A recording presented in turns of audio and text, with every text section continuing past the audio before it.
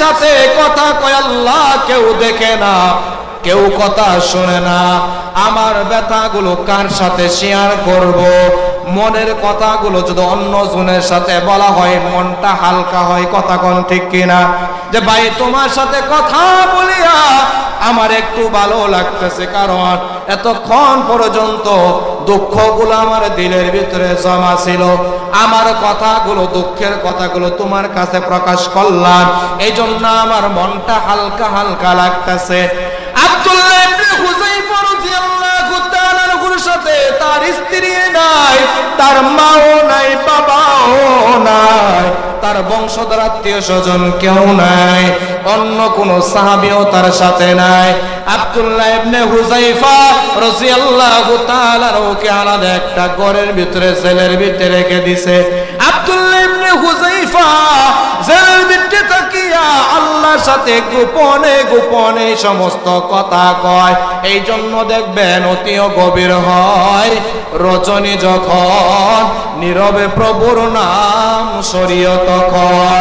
প্রভুর করুণা যদি পাইবারে চাও, গভীর রাতে উঠে মুমিন প্রভুর গুণগান গাও। সুবহানাল্লাহ। এই জন্য হযরত আব্দুল্লাহ ইবনে হুযায়ফা রাদিয়াল্লাহু তাআলা আনহু গভীর রাতে আমার মালিকের সাথে কথা কয়। তুমি আর আমি তো কথা কই না, কথা কোন ঠিক কিনা? নবী আমার সশরীরে আল্লাহর সাথে সপ্তম আসমান পাড়ি দিয়া আরশে আজিমে গিয়া আল্লাহর সাথে কালাম করেছে, কথা বিনিময় করেছে।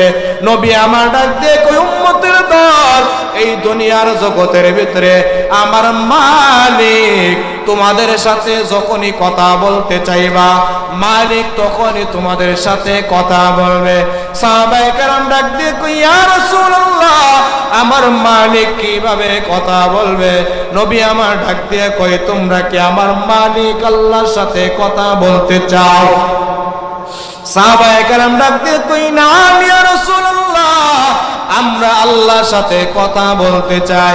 নবী আমার ডাক দিয়ে কয়, আমার মালিকের কালাম কোরআনটা তেলাওয়াতের ভিতরে লিপ্ত হয়ে যাও। যে কালামে পাকের তেলাওয়াত করে সে অন্য কোনো কথা কয় না, আমার মালিকের সাথে কথা বলে। বলেন সুবহানাল্লাহ।